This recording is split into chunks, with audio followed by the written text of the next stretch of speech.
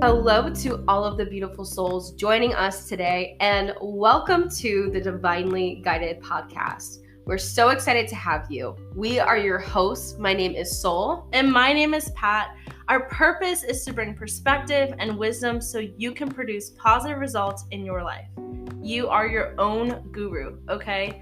And here we believe no mission is too big. We are so happy to have you along the ride for this magical journey. And now it is time to get buckled up and dive into this week's powerful episode.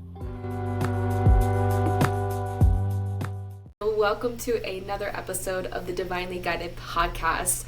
Today we have not only a very special guest, Nataly, but she is also one of our best friends. The way that we have connected to Nataly, it was honestly so cosmic. We ran into her at a incredible DJ at Houston. She was doing live music, DJ Athena, or Athens, as she's known in the public space. And we had been seeing Nataly's face like literally around town. And we were stepping into this elevator. We were setting our intentions for the night. And then Nataly just like walked into the elevator, saw us like holding hands, having this super spiritual moment. And then it was like we just became best friends. So it's so beautiful. She invited us to her for her yoga classes that she was doing at Garage Mahal in Houston, and we both just fell in love with her and the space and the way that she was showing up in the world. So it is really so special for you to be here, Nataly. We love everything about you and everything that you do. And yeah, this is going to be an amazing episode. Yes. Thank you guys so much. Thank you for having me. Of course. Yeah. And I want to share more about that elevator moment. Yes, from my point, because it was so cool. I was going to Sunset that night, and I walked into the elevator, and I see you two, but I didn't know who you were. And then I just see you like breathing together, and you're like grounding down. And then I was like, I know exactly what they're doing, because my best friend and I do the same thing. But it was so cool to see people doing that going into like a club, because most people just walk into a club and it's like, okay, let's go party, but y'all were like grounding and meditating before you got in there. And I was like, oh, I want to be their friend. And then I think I said something to you guys and you were like, yeah, we're just grounding down before. Ooh, I just had pasta and I'm like still like digesting my food, so yes, disclaimer. But anyways, we walk in there and then I think we just started connecting that night. And it turns out that my girlfriend, which is Athens, DJ Athens, was someone that you guys had been kind of following for a little bit too. So we had been in the same spaces without knowing it for a few times. And then y'all came to my yoga class and everything just evolved from there. And it became just this divine friendship. Oh. Yes. It's been so beautiful. I will say too, we're going to get into all of your background of who you are and talking about everything in your journey that we can fit into this episode as possible. But I know too, like, you completely shifted my life with yoga, because before you, I didn't really have a yoga practice. I didn't really connect with myself in that way. And you opened an invitation to connect with the Garage Mahal, and you're like, have you guys been? And we're like, what is the Garage Mahal? Like, what is it? And you're like, it kind of finds you, actually. It's a garage, and we have, and I just remember stepping into that and I was like, this feels like church to me. So anyways, we'll get into all of it, but Soul, if you don't mind introducing her, letting our viewers know who she is, that'd be awesome. That's so much to ask. I know. Yes. So Nataly is a trauma-informed life coach, an intuitive healer, a yogi. She's known as the Hungry Yogi on Instagram. She's also a massive foodie. A little side tip about her. She is an instructor, and she's also now facilitating mindful events, not only around Houston, but she's actually trying to expand to having events worldwide. So that's super exciting. She's also the host of her own podcast, which is the Path to Alignment podcast with Hungry Yogi. She actually graduated from college with an industrial engineering degree, but really, really quickly, I think, figured out, and I think even before you graduated, you already knew that that was not the path when I that started you were going studying. to walk. Doing her. Yes, but you committed to it and you finished it, and now what she is doing is really just sharing her gifts with the world, and through these mindful events, through breath work, through yoga, through her coaching. So there's so many ways that she's showing up in the world. And an interesting thing about Nataly is that she really found yoga during this time period where she was studying for engineering, and she became a yoga instructor because she wanted to host her own yoga events and mindfulness events. And I think it really was a way for you to also reconnect to your body and reconnect to having the relationship with yourself. So it is so beautiful to see how you have taken something that was so personal and really have created like this whole community and this whole movement around it. So Nataly's ultimate goal and purpose in life is really just to guide others on their path to feel the most aligned, hence her podcast, Path to Alignment. But yeah, she wants them to be aligned with their soul's purpose, and she wants them to see the beauty that they have in their life. So thank you so much, Nataly, for coming on and for sharing all of your wisdom with us today. You guys, thank you so much for that introduction. That was so sweet. It's so cool hearing like back that type of intro about yourself and just being like, dang, that is me. Like, that is me now. Kind of cool. And yeah, kind of cool. No, but going into it, because I'm dying to ask you about your yoga journey and more of your spiritual like awakening and development. But going into it, like, you really have shifted my life with a yoga practice. And it's, to me, I've realized it's so much more than just the movement or just the breathing, but it's like the presence. And especially at Garage Mahal, there's something so sacred and special. And I don't think it's just the space. I think it's the people there that bring so much light in.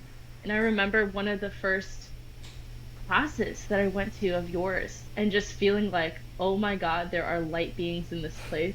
Oh my God, this place is so ascended. And it was almost like your voice calling them in as you're giving us, the prompts and commands of the flow. And it was just amazing. So there's definitely something very divine working through you to connect with other people. So I would love for you to share more of your path, your journey, how you connected with yoga, and the confidence that it took to get where you are. Pat, thank you so much for saying that. I'm so happy that my yoga classes have inspired you so much and that they've touched you so much the way that they have. I do feel like we attract like mirrors of us, and it's cool whenever I would see like the people that I was attracting into my yoga classes, how I could relate to every single person in that room in one way or another, like in a really deep way too. But it would tell me so much about myself, because I would look around the room and be like, wow, like this room is filled with love. Like everyone that was there is like, they're ready to just be open, and I'm ready to be open. Like it's a reflection of me. So it's so cool to see as a teacher like what you attract into a room, the type of people that come into your space. So thank you for saying that. And yeah, my yoga journey, gosh, it's been such a journey. So I'm reflecting back to when it even started. I think when I was like maybe 18, my friend Lindsay took me to a yoga class, and at the time I was super into just drinking and doing drugs and partying. Like that was my life through all of high school. So that I was not really into any sort of conscious practices of any sort. I had never been introduced to anything like that. So when she took me to a yoga class, I wasn't really in it. Like I was really flexible. So I think my ego was like, yeah, I'm good at this. Like I'm good at yoga. But was I really there? No, I was not there at all. I was just kind of like going through the flow, through the movement. And then I didn't go to a yoga class again for years, like many, many, many years. And then when the yoga practice really began was when I was married. So I got married when I was 21, and it lasted until I was about 24, 25. So we got divorced. But before the divorce happened, I found yoga through an app called Down Dog. So I was just kind of like practicing on this app from home, and I started to realize like, wow, like I really like this. Like I really like the way it makes me feel. I still wasn't sure, like, because the app wasn't really speaking about the spiritual part of yoga. It was more so just like, okay, now do this and do this. But I was liking how I was feeling. I was noticing my anxiety was going away pretty well, because my whole life I had really bad anxiety. Like I would get anxiety attacks where like my chest would turn red and I would be hyperventilating and like just freaking out, and I didn't know how to control my breath. Nobody taught me. Nobody knew how. So when I was younger, my mom took me to a doctor or to a psychologist, and they prescribed me medications, and I hated it. I was so numb. Like I just remember being on the meds, and I was like, well, I don't feel anxious, but I also don't feel anything, like, at all. I don't feel happy. I just feel nothing, and this sucks. So it was cool when I started doing yoga, and I realized, like, wow, I don't really feel anxious for the first time. And it would be mostly during the practice, and then it would last a little bit. And then in the marriage, there was a lot of things that were causing anxiety too, so it would kind of just come back. But then I would do yoga again and again and again. Now, towards the divorce, so the person I was with cheated on me, and now that I look back at that, I'm grateful. And it's weird to say, like, I'm grateful that I got cheated on, because I'm not grateful. It sucked. Like, it sucked to get cheated on. But I'm grateful that it happened in the way that it did, because it was so fucking painful. Can I cuss on this podcast? I don't know. Yes. It was so painful. Okay. It was so fucking painful that I needed that type of pain, I think, to get into my practices deeply. And I think when you have that type of spiritual awakening, it normally does happen through something like really intense that gets you there. Yeah. Like a death and like a rebirth that has to happen for you to get there. And that's what got me there. And that's when the yoga practices intensified. And then, that was a whole journey. So we can talk more about that too, and as we speak. But a few months later, like a year later, I started getting even deeper into my practice. And somebody said to me, you'd be a great yoga teacher. And I was like, whoa, no way. Like, what? And sometimes you don't see something in yourself, but somebody else sees it before you do. But it planted that seed in my mind, and I started thinking, like, wow, that would be really cool, actually, to teach yoga and to help others feel this way. So then the pandemic began, and all the yoga studios closed. Everything closed. So I'm like, well, how do I become a yoga teacher now? Like, everything is closed. There's no teacher trainings happening in person. So I found one online, and I joined a virtual yoga teacher training that was actually incredible. Like, it was amazing. It was so thorough, and I met people from all over the world in this program, because there were like a girl that was in China came into the program, and so I got to connect with people from everywhere in this. Wow. And got my certificate, started teaching virtually for the University of Houston, because I was studying engineering at the time. So I was like, okay, well, how do I start teaching? So I found this thing called the Mindful Cougs organization at U of H, and they were looking for a yoga teacher to teach virtual yoga. So that's how it began. And I was just teaching yoga, and then my engineering friends would join my virtual classes. And then fast forward to maybe a year later, things are opening again. And then John, which is the owner of the Garage Mahal, invited me to teach there. So he was like, hey, you want to teach half of my flow? And I'm like, wait, what? For real? I've never taught in person. And then I taught part of his flow, and it was just this amazing feeling. And I was like, wow, this is so cool. And then I started teaching there, and that's kind of how it all began, of how I started teaching. Garage Mahal has been where I've taught for years now. Yeah. That is so beautiful. I want a moment of silence for the person that planted the seed originally. Oof. Because it shifted not just you, but everyone that's going to connect with you in that way. And I'm telling you, it those little moments, like you say, you don't know are big moments, but someone plants a little seed. And for everyone listening too, don't be afraid of the seeds that you may plant in other people's lives as well. When you see something, say it to them. You never know. So, namaste to them. And super namaste to them, because that's a whole story in itself. Because it was actually someone I dated, and it was a relationship that ended up ending as well in a really traumatic way. But I am so grateful for the seed that person planted in me, because I probably wouldn't have seen it in myself for a long time. I wasn't really ready to see that in myself until that person brought it up. So thank you. Yeah. Woo. Yeah. So you're sharing so much of your story, and I'm hearing pieces where, you felt this immense anxiety and, maybe even a little bit of just stagnation or not really feeling fully in your power. And then other moments where it's you're taking these leaps of faith, and you're showing up in this way, and you're really making shit happen, bringing your dreams to life. And I know that your whole mission is really about understanding alignment on a deeper level. So I'd love to just give you an opportunity to tell our listeners, what does living in alignment mean to you? And how do you know when you are living in alignment versus when you're not living in alignment? Yeah. I believe living in alignment is when you're living in your truth. when you find your truth, first of all, like, what is my truth? What feels true for me? And when you feel it physically, it's not just like a what feels true for me in my mind, because a lot of the truths that we have in our mind have been planted from other people. But it's like when you check in with yourself, like, what feels true for me? Does it feel true for me to be in this job? Does it feel true for me to be in this friendship? Does it feel good for me? Like, does it feel expansive in my body when I'm in these spaces? I feel like that is what alignment is. And it's like the best way to check if I'm feeling in alignment is, does this feel expansive for me? Does this feel expansive? And I think when you learn your body, this is where the yoga practice comes in, but when you learn your body and to check in with yourself and to pause and to breathe, that's when you can really learn, like, what is feeling good. Because a lot of us are so disconnected from what we feel in this vessel that we don't even know when something feels right and doesn't feel right. We don't listen. Like, you might feel something in your stomach, in your heart, and it feels tight and it feels tense. You might even be like getting sick all the time, but you don't even realize, oh, this might be a sign that something is not in alignment in my life. So when you can learn to connect your mind, your body, your spirit, all into one, that is when you're living in alignment. Yeah. Wow. Yeah. I love that. I also want to go into, because I know you do trauma-informed coaching. Mm-hmm. And I asked you this. I know it's going to be a big question. I'm sorry. Okay. It's okay. I asked you Give it this to me. Over text, and you'd mentioned, like, this is a big question. There's so much in there.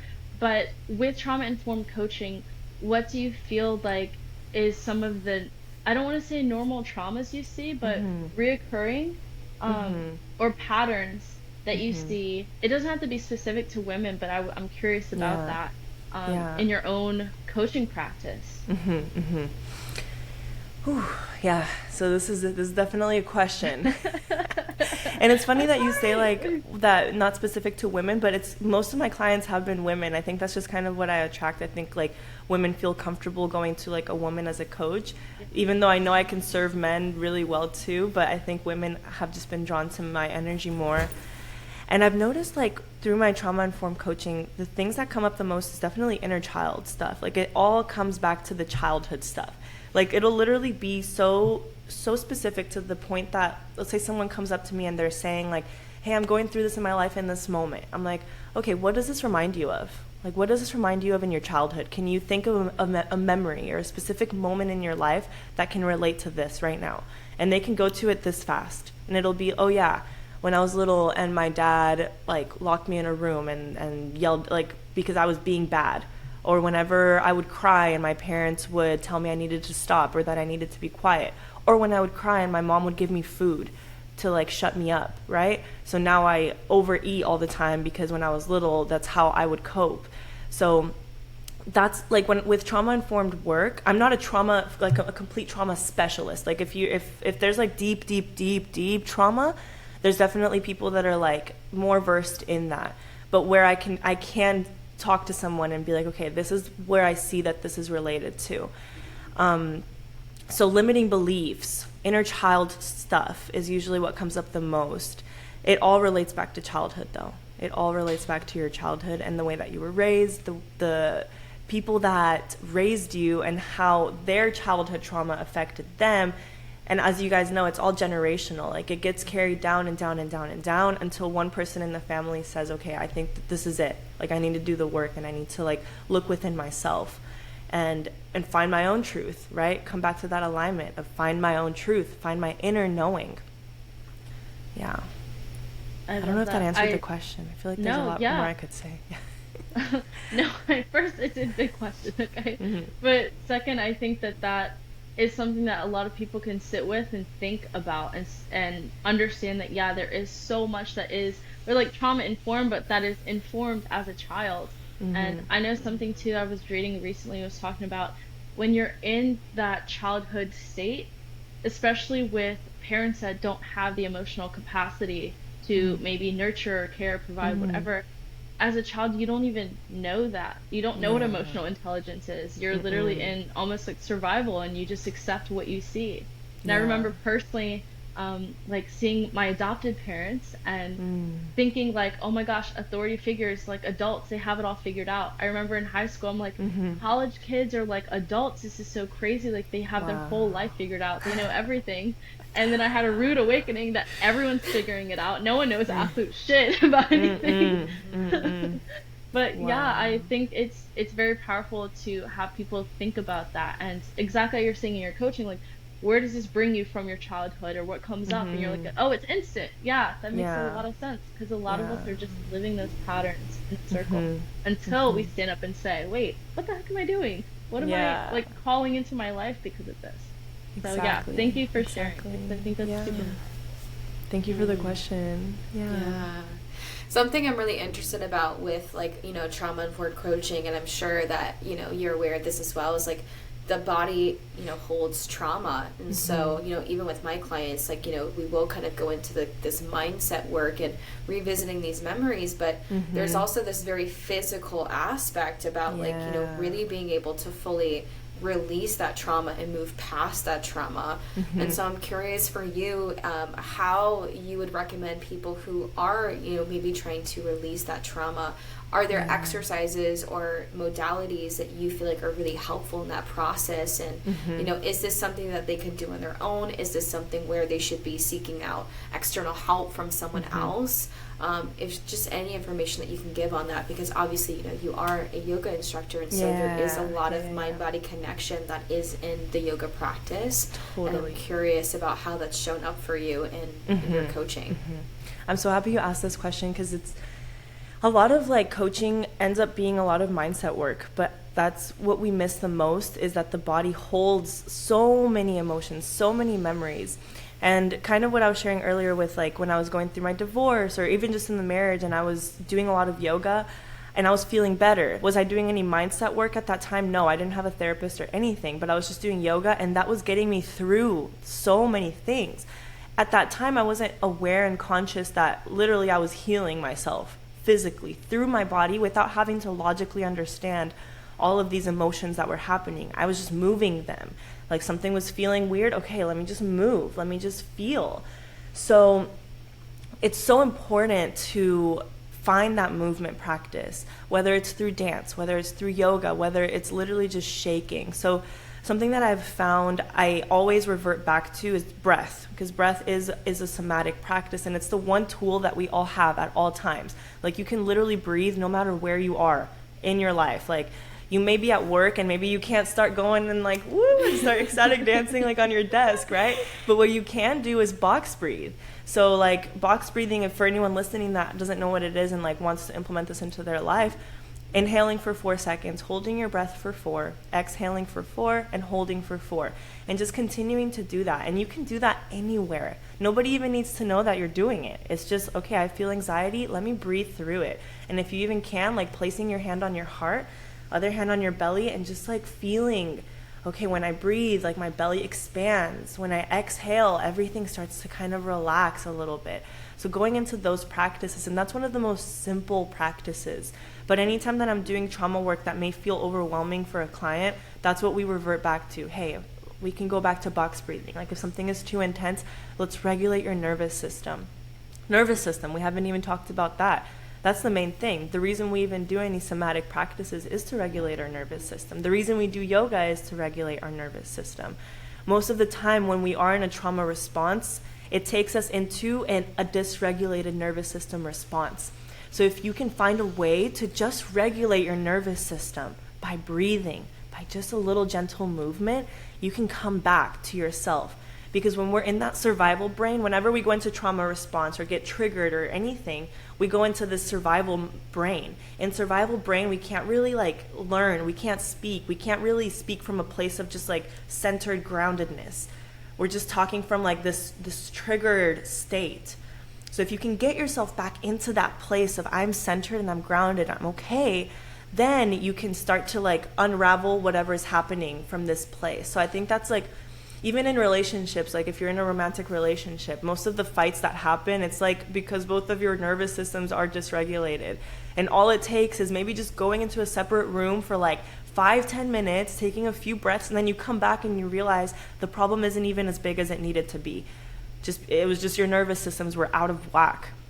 So that's one of the most simple practices that I would say, the box breathing and just a little bit of gentle movement. But if you have more space to do so, shaking has been like my go-to, just like just shaking my whole body, or like bouncing up and down, or just moving in really weird ways.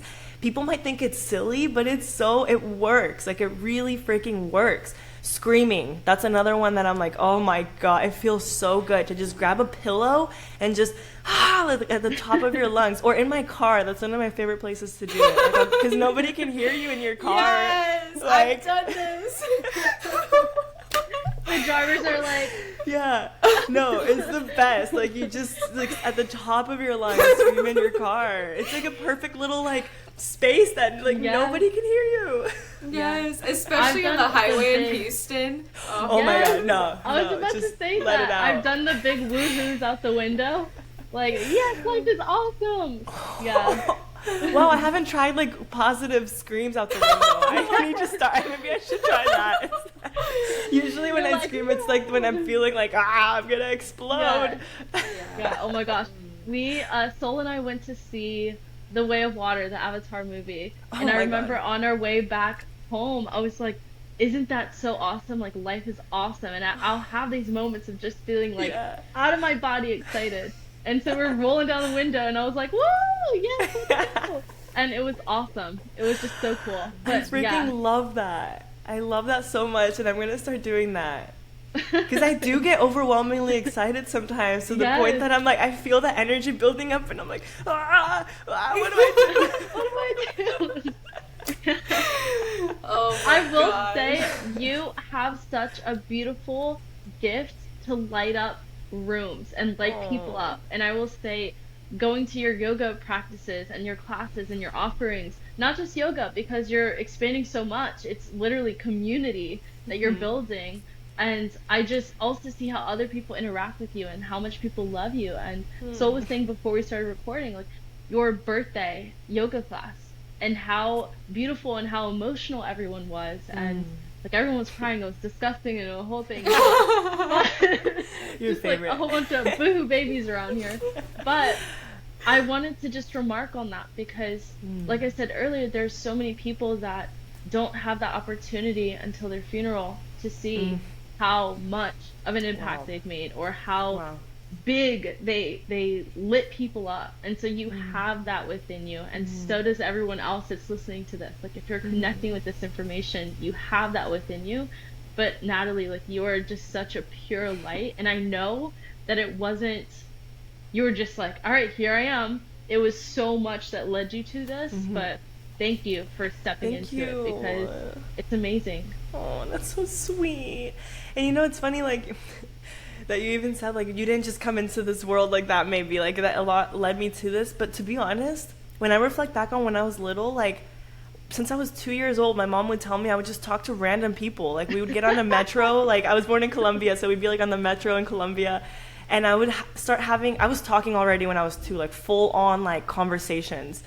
And I started talking to a random stranger on the metro. And then as they're walking out of the metro, I said, bye, say hi to your mom for me. Like, as if, like, I don't know what the heck. Like, I've known them for life or something. So I'm like, I don't know. It's just, it's funny because, like, yes, you know what? Actually, it's funny because I'm grateful that even though I've been through so many things that have been so painful, that could have broke down this, like, happiness that I have within me, I didn't allow that to do that.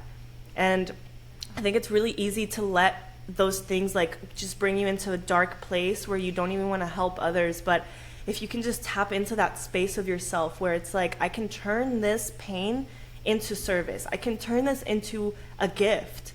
Like, others are experiencing even worse than I am. So how can I help them through what I've experienced? You know? It's just cool. That's what life is for. Yeah. I think love you that. live that. You embody that. Like, I'm here to serve. Okay, what's the next exciting thing that I can do? Or what does this community need? So, I'm so proud of you. Thank you. You guys too. You too. I love you guys so much. I'm so proud of you.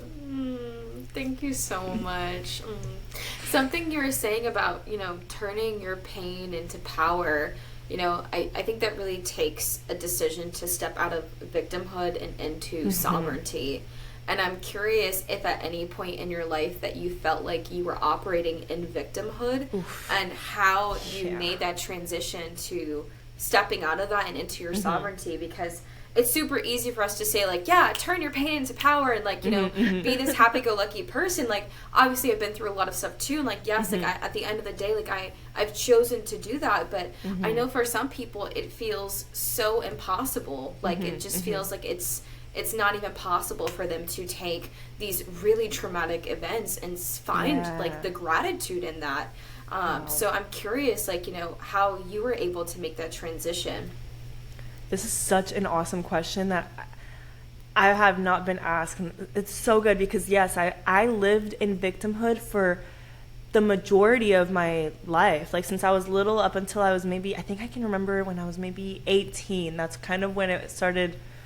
Yeah, maybe a little bit longer than that. But I'll share a little story. I actually made a podcast episode about this the other day.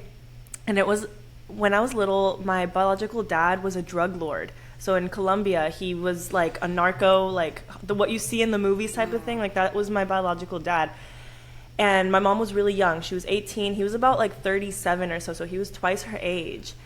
And he was a really bad man. Like, and I look at him now with like compassion. I don't speak to him. We don't have a relationship, but I look at him with compassion now because I know his childhood was so traumatic that it led him to what he ended up doing in life, which was killing people and hurting people, like, really badly. He was in prison for many, many years, and he was really abusive to my mom, to my grandma. So I would see him, like, hitting my mom, hitting my grandma. All the time it was, like, death threats. Like, I'm going to kill you. I'm going to kill all of you. Like, that was, like, when I was little, what the programming was in my mind of, like, wow, everyone is so scared. Like, every time my dad comes, everyone is terrified. Like, I'm scared of him. This is scary. But he would force my mom to, like, make me hang out with him. So we would hang out. And when I was with him, he was like, he would treat me like a princess. I was his only daughter out of, like, many other kids that he had, but I was the only daughter. So I was his little princess. And he would buy me whatever I wanted. And so the child part of me was like, yeah, I get gifts. But then there was this part of me that was like, actually, but I'm really scared. Like, he's scary.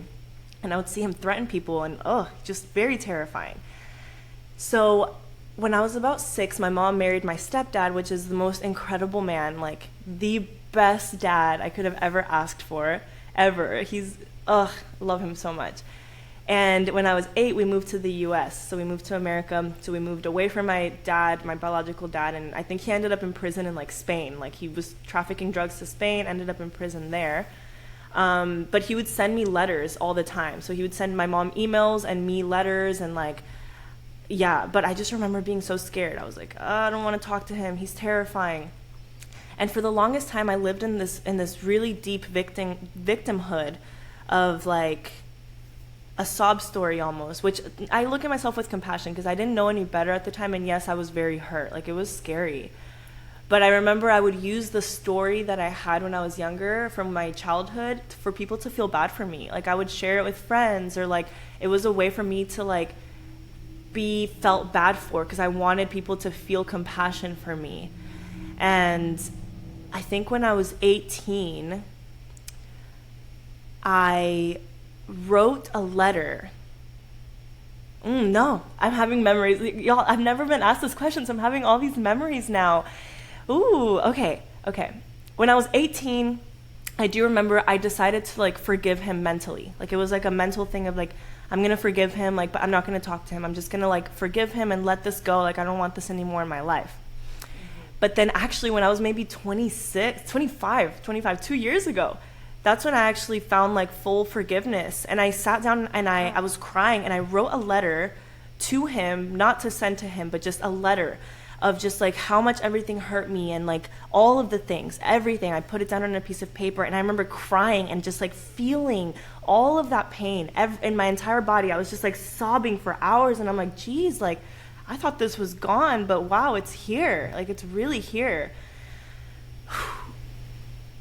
But I think in that moment, it was like I found full forgiveness and full compassion for him. Because I think when I was 18, I decided to forgive. I was looking at it more with compassion. But when I was 25 and I was like, you know what? This is, like, it. Like, I want to let this go. And it's funny because I opened Facebook, and I never used Facebook, and I had received a message from him on Facebook.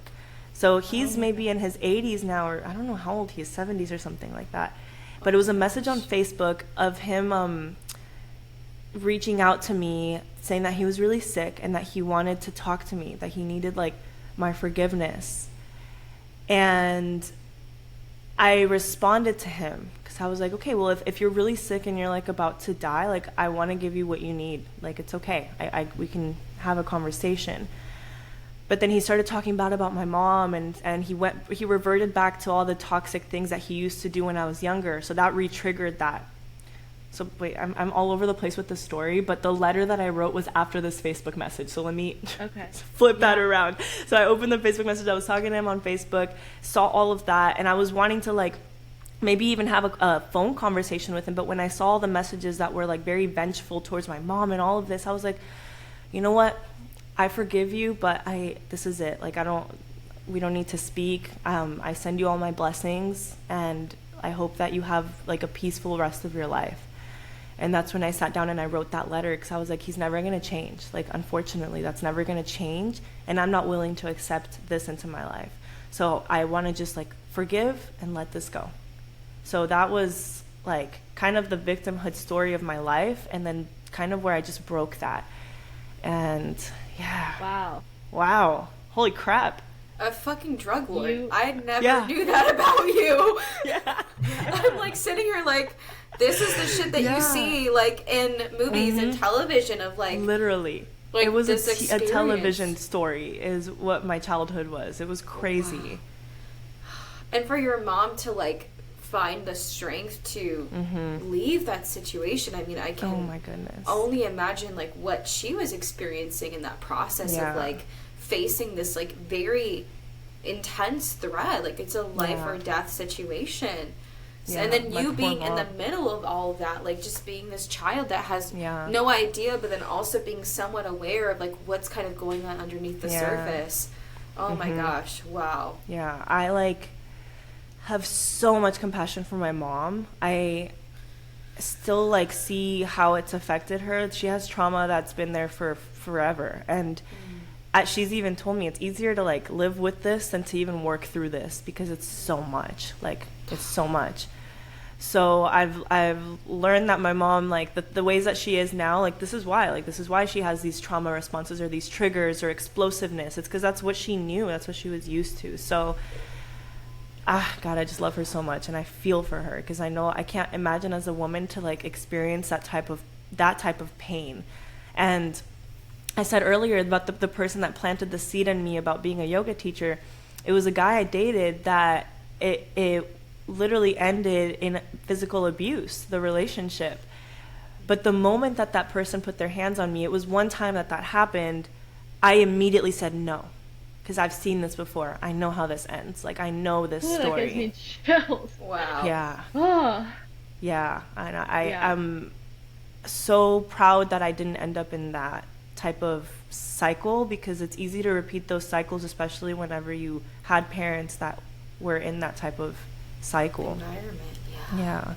I was telling Soul this the other day, when you have so much that's happened, especially at a young age, and a lot that you've processed on a deep level, if your life went sideways, if you stayed in an abusive relationship, if you became a kingpin too, like no one would blame you, because it's like, oh, well, yeah, duh, that's where you came from, or like your family does that, or whatever. And it's so interesting because I've seen, as I've grown up too, like the people that I have around me in my inner circle have been through a lot of stuff, but each of them have decided to choose grace or love, or like you said a million times, compassion. And that is such a power that we don't really talk about, you know, but it's a moment of decision of, this person put their hands on me, no, that's my boundary, I'm not doing this. So no, dude, I commend you, because it's so easy to just slip into that little cycle, because everything around you is giving you permission to. Yeah. But you're like, you know what? Nope. And also your dad, I can't imagine what that's like to get a message and be like, wait, this could be great. Like this could really set us both free. And then I thought he had changed or something. Yeah. Yes. And to feel that like that sting of like, you know what, no, actually not, but I also release you. Like, that is just so powerful. Yeah. Ooh, it gives I me needed chills. that. Yes. I needed that. Because I really thought that message was going to be like, I've changed a lot. Like, I'm sorry for everything I did to your mom. Something like that. Yeah. But I had this thing called an expectation hangover is what one of my coaches calls things. Because right when I saw like, oh, actually, an expectation hangover is when you expect something and then you get the complete opposite. And then you feel this like hungover internal feeling of like, ugh. This sucks, this hurts, I didn't get what I wanted from this. So that's what I had. It was a expectation hangover. Yeah. Well, and something else that you really touched on in that story that I want to go back to is the power of forgiveness and recognizing that forgiving him did not condone what he did, but gave you the freedom to move on. Yeah, and it was for me, not for him. Exactly, and I think that that's something that oftentimes we kind of get lost in is like, but if I forgive you, then everything you did was okay, and it's not okay. But, you know, you're like really living this testimony of like, no, forgiveness is really just giving yourself permission to move on and to not carry that weight and that burden anymore. Because at the end of the day, like, not forgiving him or not letting that go only hurts you. It doesn't actually hurt him as much as it hurts yourself, because you're literally carrying on to that energy inside of you, and it just like festers and turns into, you know, anything, and it can turn into blocks in intimacy in your relationships or, you know, inability to speak your truth, because it's like this thing that's just creating that resistance. So I agree. Totally. Yeah. Whew. I would love to take this conversation just for a minute into your divine connection with Athena. Yeah. Because this is what brought us all together in such a funny way. This beautiful being. I will share personally, I remember Sol and I were looking up, like, what do we want to do? I think it was a Friday or Saturday night. Like, what do we want to do? Like, okay, Saturday we want to get out of the house. Yes, okay. We want to get out of the house. And I was like, fun things to do in Houston. And it was like bars, nightlife, whatever. And I was like, oh my God, there's a DJ and it's a girl. I'm so excited. I've never been in the EDM scene. That's like totally not my thing. And Sol was like, oh my gosh, that looks like fun. Let's go. And so we did. And I remember seeing her at Rise. And she had all of the lights and everything, and I share this whenever I talk about her, because when I saw her, I was like, like, she is a water being. She's not from this planet, and I saw all of this stuff, and I was like, the music. You said she's from Atlantis. Yes. She's literally Atlantean. I knew it like I freaking know my own name, and I just remember being like, oh my God, there's something so powerful moving in this space, in her music, and how she presents the world. And I remember too, us going to, what was it, Sunset. We're in the elevator and we're setting that intention, like, oh, these places can hold a lot of different types of people and energy and all kind of things. And I remember we're like, okay, what's our intention for the night? And we literally said to make divine connections. And then we go through the night, we meet you, we connect with Athena more. And I remember we're sitting at that table after, and we're talking about consciousness and spirituality and awakening and what's next for the two of you. And I don't know if it was then or shortly after you guys were dating, and it was just, you could see the essence of both of you really activate and come alive. And multiple people will agree that there is something so beautiful in both your energies individually, and then together is like this cosmic force. And so I would love for you to talk about, because I really believe when you do the inner work, when you're living in alignment, things like this open for you. You connect with soulmate energy, you connect with like things that are bigger than you, your purpose comes in, your service comes in. So what would you say about your relationship, about what this has taught you, what you've learned? Because you've seen abuse and crazy chaotic dysfunction, and you're now living like such a fruitful, in my opinion, life. No, it's so, true. It's true. First of all, what this relationship has taught me is peace. Like, just peace. That's even a possibility, to be in a relationship that feels peaceful and loving and connected, aligned, like so aligned, and like really expansive. So I want to share, like, I'm so happy you asked me this. And it's funny because I think, like, it was maybe like 6 months ago that Sol and I were talking about this, like doing some sort of like conversation about this, and I think I wasn't ready yet to even talk about it because but now I'm like, yes, like I'm ready, like wow. So let's do it. So I want to share, even that night at Rise Rooftop that you guys were there, that was your first time seeing Athens. Yes. And that was my first time seeing Athens too. So backtrack though, like let me just like do a little backtrack because it was divine. Like I want, like, let's talk about divine here. This was divine. The way that I even ran into her and saw her and met her, and it was divine. I was divinely guided. Yes. I love when like the podcast name can come up in like the combo because it's so it's so alive. Happens. It's so many times. Same with mine. No, Same with mine. Please continue. I love it.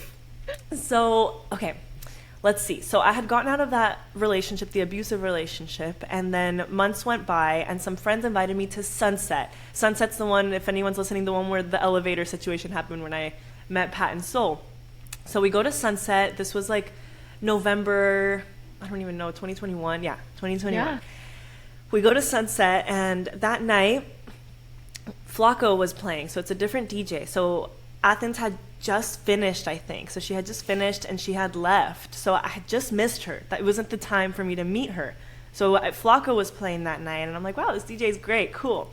Anyways, we leave, and then fast forward to February of 2022, like maybe that's like 5 months later or something like that. The same friends that took me to Sunset that night say, hey, you want to go to Rise Rooftop tonight? The DJ that was at Sunset's going to be at Rise. So I'm thinking Flacco. I'm like, yeah, awesome. His music was awesome. Let's go. We get there, and it's Athens on the stage, and I'm like, whoa, what the heck? Like, this wasn't the DJ from Sunset. She's amazing. Like, who is this?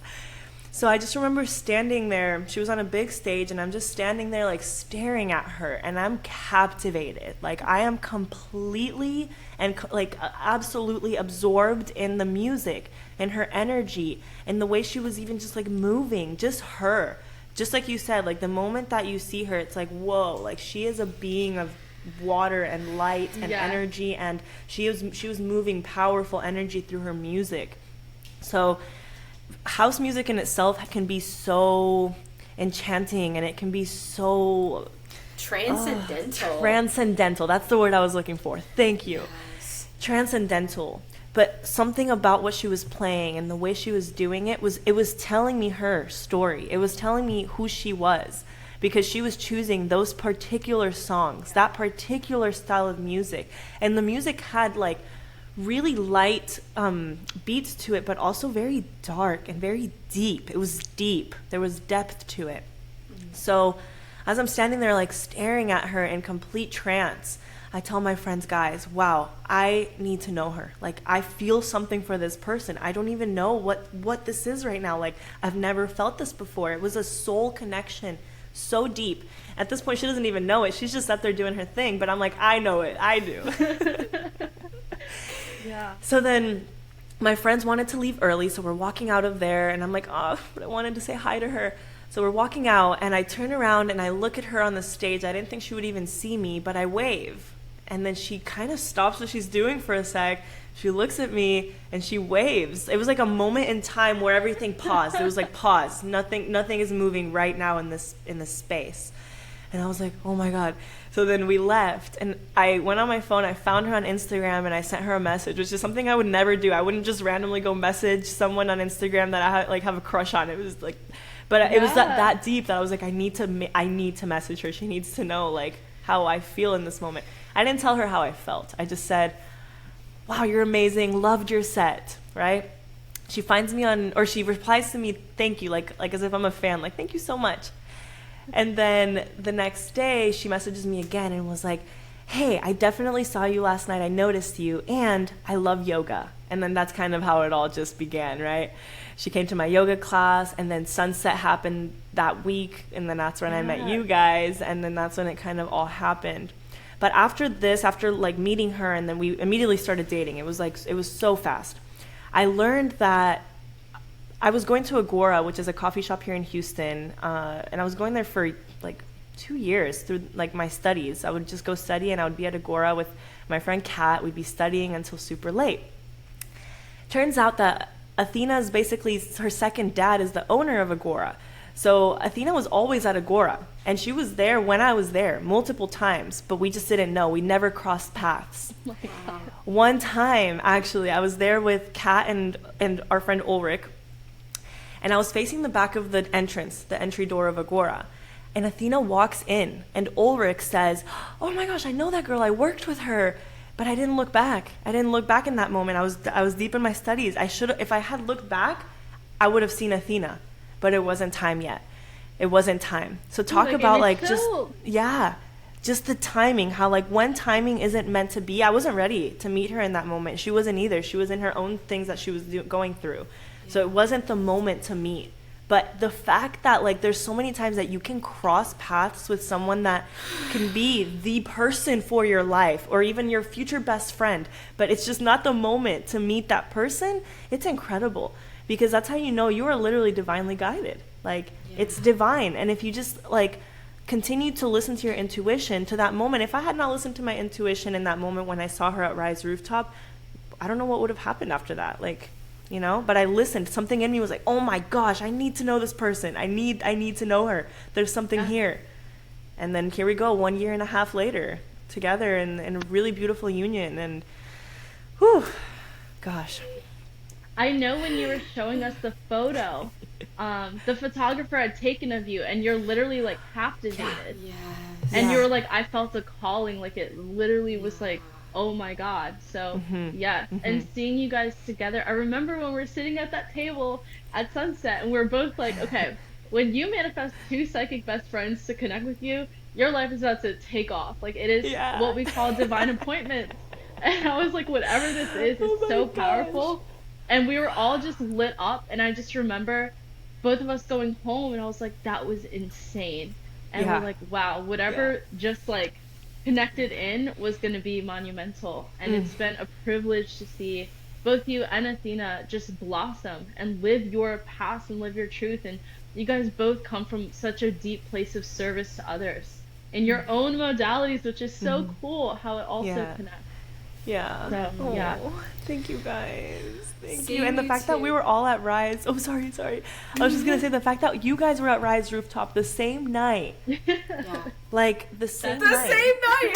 What? So crazy. What the heck? I can't. And I remember seeing you. You were wearing like jeans and like these like sneakers and like a crop top. And I was like, oh my gosh, like she seems so cool. Like I love her energy.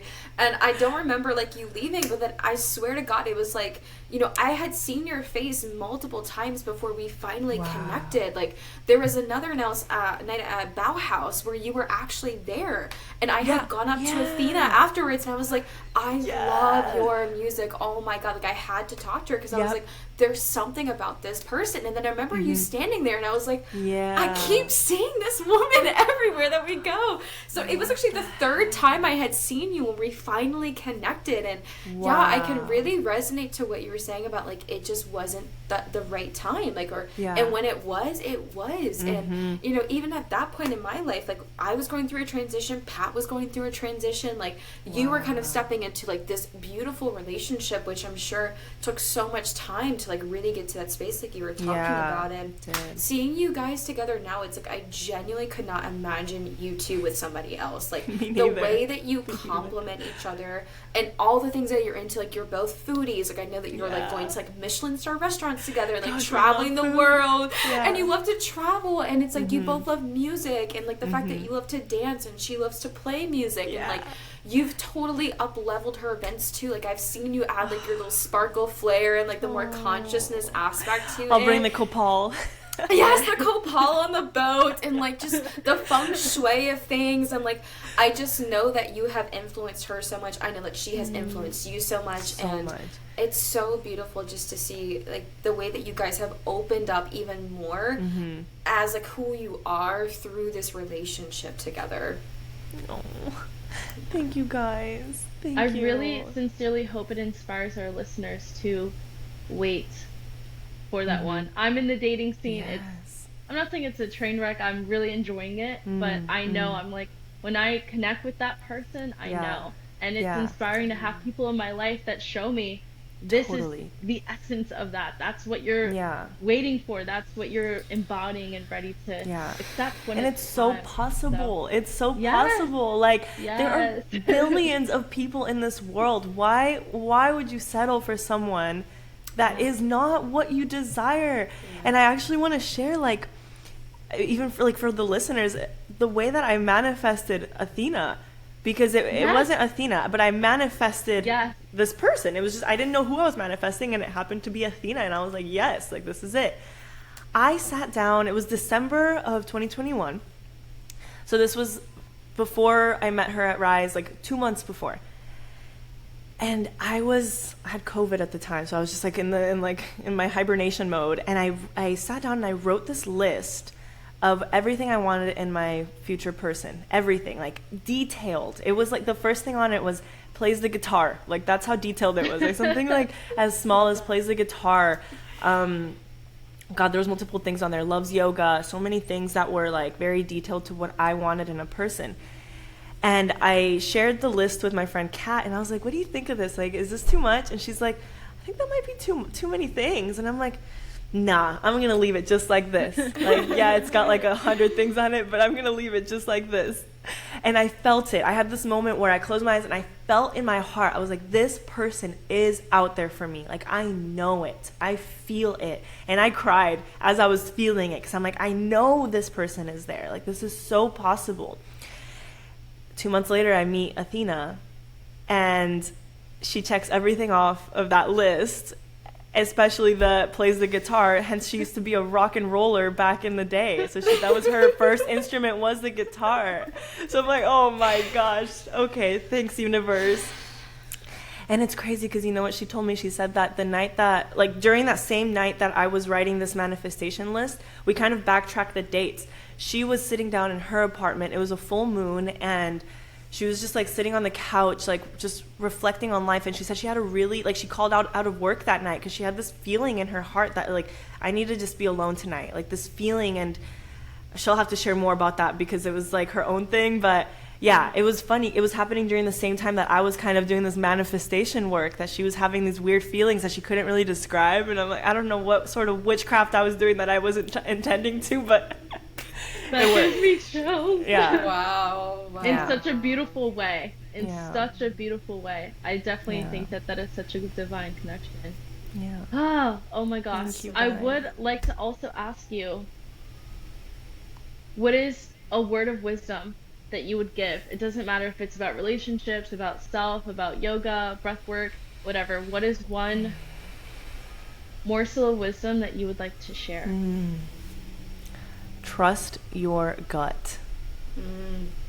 Like, trust your intuition, and know the difference between intuition and fear, because they can feel really similar.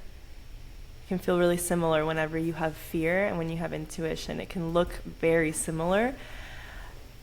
And I'll give an example. Let's say that you're talking to someone, and like someone that you may potentially date, and then thoughts start coming in your mind about this person, like, I don't know if they're right for me. It could be fear of, like, you trying to, like, make up excuses as to why this person's not right for you. But the intuitive part is that feeling part, where it feels like in your gut, like, actually, I don't know if this is right for me. Yeah. So there could be the thoughts of, like, I don't know if this is right for me. But, like, if you feel like, I don't know if this is right for me, and you feel that, like, kind of like a drop inside of you, that's how you know there's that intuitive feeling. So learn how to listen to your body and learn how to trust your intuition. Yes. Oh my God. I love that. It's kind of crazy. It's kind of crazy that you're saying this, because I literally had this happen to me last night. I was just telling Pat about this morning. I was seeing someone. We had been on 10 dates together, and it's the longest I've ever dated someone before, like, entering into a relationship. And, you know, last night was, like, date number 10, and we were having this conversation, and there had been kind of this spiral of, like, do we want the same things? And we kept kind of coming back to this conversation. And I was like in this feeling of like, okay, let me give it time. I don't want to make any, rash decisions. But it was like last night I could feel it in my stomach. I was like, I feel like we don't want the same things. And I just like said it, and I was like, my mind says to give it more time, but my intuition says this is not aligned. And he looked at me and he was like, you're right. We do want different things. And I was terrified of admitting that because I don't want to lose you. And it was just this experience of like, yes, like there is that pain and there's that sadness, but there's also this like almost like this hope and there's like this freedom of like, oh my God, like I was right and I was listening to myself. And like now we both get to move forward in our paths and connect with people who can give us what we want. And it was such a beautiful thing too, because it's like, yes, it's a sad conversation, but it's like we have so much respect for each other and care. And it's like when you really do like operate from that place of like listening to yourself and opening your heart up and like having those like conscious communications, like it really doesn't have to be this like super traumatic intense experience when like you recognize like it's time to go like separate ways.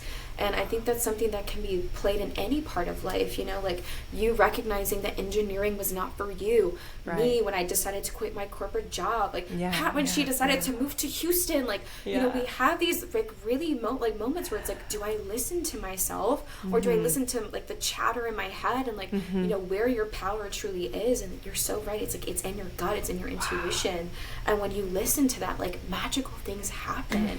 It's like now like Pat's been living in Houston for almost like 2 years, and like we got to meet you, and it's like we have this beautiful community that we've built, and now we're on this podcast together, and it's like it's because we took like that time to listen to our intuition and to really like take the nudges, the tiny little nudges, and move forward in that direction. So I love that that's the piece of wisdom that you share, because it's so simple but it's so powerful and it's completely life-changing. It's completely life-changing. 100%. Oh, thanks for sharing that story about last night too. I'm so proud of you for listening to your gut, and that conversation happened before it like got too far into it, where when you already both knew like, I don't know if this is aligned. That's big. Yeah. Oh my gosh. Okay. I want to respect your time. There's so much I want to talk about. I want to talk for like another hour. Let's do a part 2. Everyone, hold your horses. Hold your horses, y'all. There's more. Yes, but before we go, how can people connect with you? What are your offerings? How can they like be a part of your community? Because I know you have events that you have, especially building. It's more than just yoga around Houston and online. I know you were mentioning too. So how can people connect with you? Thank you for asking. So you guys can find me on Instagram at hungryyogi_. And let's see, I have an event coming up September 30th. It's called Matcha Mama. So Matcha Mama Yoga. It's going to be a full moon event. So I'm super excited for it at the Houston Arboretum and Nature Center once again. You didn't go to that one last time, but no, I went to the first one for Earth Day. The one at Eden. No, this one at the Arboretum is really cool because we get to like be in nature and do like a really cool walk through the forest, meditation through the forest, and then sound healing inside of the forest. Ooh. It's absolutely magical. It's like, oh my gosh, it was so beautiful. So that's coming up September 30th. What else do I have going on? I have my podcast, The Path to Alignment with Hungry Yogi podcast. It's on Spotify, Apple Podcasts. I'm planning a few retreats. So I haven't announced any of them yet, but I'm planning one in Austin with one of my friends. And then I'm planning one next year. I think it's going to be in Tulum. So I'm still trying to figure out like what's going to be the best place. Sign me up for Tulum, baby. Yes. It's going to be so amazing. It's going to be powerful. And there's just going to be a lot of things. So just if you follow me on Instagram, that's where everything kind of gets announced. And on my podcast, working on an app, the Hungry Yogi app. So that's going to come out. I'm not sure when yet. I need to figure out my dates for that, but that's coming up. And then I'm also a life coach like we talked about earlier. So I work one-on-one with people for about 3 months. Sometimes it can be a little bit of a longer container depending on what the person wants. But through that, we figure out what's out of alignment in your life, and then we find ways to create more alignment through that. And the majority of the container is literally how to connect to your inner truth. That's the main part, because ultimately that's what it comes down to create alignment. It's not about doing all these external changes, but it's really like, how can I create changes within myself that will radiate outside of me? So Amazing. You are just such a light. Thank you so much for your time. Thank you for sharing your wisdom. Thank you for changing my life with yoga and mindfulness and all of it. You are just such a beautiful cosmic force in this planet, and I appreciate it. I love you guys so much. Thank you for having me on the podcast, and I'm just so grateful for both of you. Everything that you do in the world. I love that you, even though like Soul doesn't live in Houston now, it's like you still have a way to do this together and to shine your light all over. Just so grateful for both of you, and I can't wait to see how our path evolves together. Yes. I just can't wait. I can wait though, but I'm like, gosh, like I just want to look into the future. I feel like y'all can probably already see it. But One moment. No, I don't want to know. I don't want to know. Yes, I want it to be like a surprise. Live the fun of the surprise. Walking the path. Yes. Yeah, we love you so much. Thank you. Love you.